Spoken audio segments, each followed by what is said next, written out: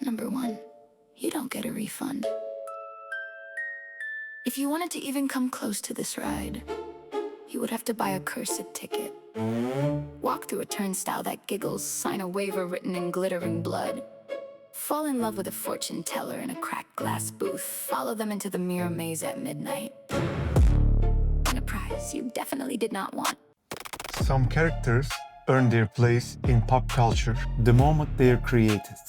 Others take years to find their audience.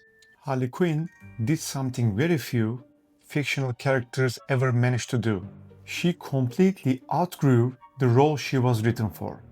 When she first appeared in Batman animated series at 1992, she wasn't introduced as Batman's next great villain. She wasn't simply the Joker's energetic accomplice, a colorful distraction designed to support someone else's story. Yet, audiences saw something completely different. There was humor in her personality, but it never felt superficial. She could be entertaining without becoming silly, chaotic without feeling random. And beneath all of that, Dr. Harley Quinn, a psychiatrist whose own intelligence ultimately became the reason for her downfall. That contrast gave Harley Quinn an unusual depth. She wasn't driven by power. She wasn't chasing revenge. She was looking for acceptance in the worst possible place. As the years passed, writers gradually moved her beyond Joker's shadow, allowing the character to stand on their own. Looking back today, that decision changed everything. Very few supporting characters became cultural icons. Harley Quinn did. Then came Suicide Squad. Whether people loved the film or not, one thing was difficult to ignore. Margot Robbie understood exactly how unpredictable Harley Quinn should be. She never played the character as a simple comic relief. Every smile carried uncertainty. Every joke felt capable of turning into something dangerous. The performance constantly shifted between confidence, vulnerability, and emotional instability. That balance became the defining version of Harley Quinn for one generation. Today, when people imagine the character, they usually picture the red and blue jacket, the baseball bat resting across her shoulders, the colorful pigtails, and unmistakable grin. Those details have become inseparable from Harley Quinn's identity, which also explains why reproducing this model is so demanding. Collectors already know what she should look like. More importantly, they know how she should feel. That makes the statue more than a technical exercise. It has to recreate an impression that is already in your mind.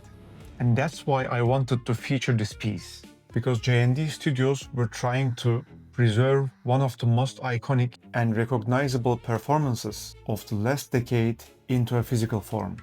Whether they completely succeeded is a far more interesting question than simply asking how real the statue looks. Standing in front of this statue, your attention automatically settles on the portrait. That's not surprising. Harley Quinn has always been a character whose expressions tell the story before she even says a word.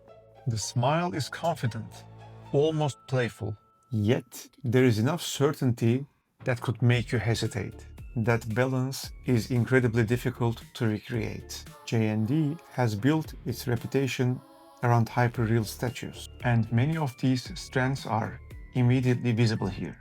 The natural reaction to the light of the silicone skin, the glass eyes introduce a depth that paint alone simply cannot achieve. Rooted hair softens the outline of the face, preventing the portrait to look overly sculpted.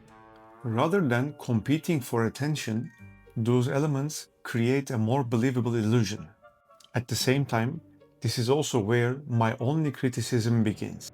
I believe this is one of the finest Harley Quinn statues ever produced, but I wouldn't describe it as the closest Margot Robbie likeness. Those are two different conversations. From the front, the resemblance is impressive.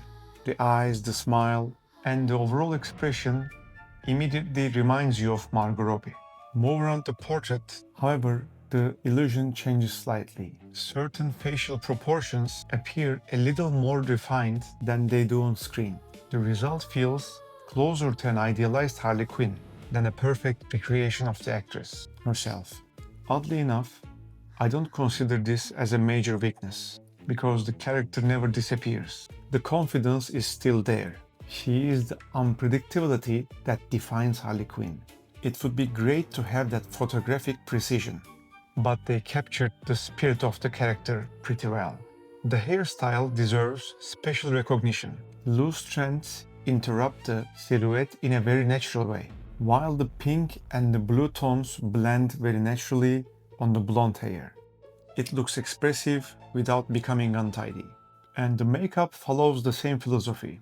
It does not appear overly polished.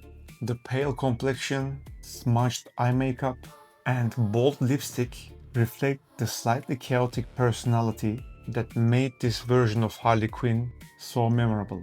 Moving beyond the portrait, the costume reveals an impressive variety of materials. The satin jacket catches the light beautifully. The shirt, fishnet stockings, jewelry, and belt all responded differently, creating subtle layers of texture throughout the figure.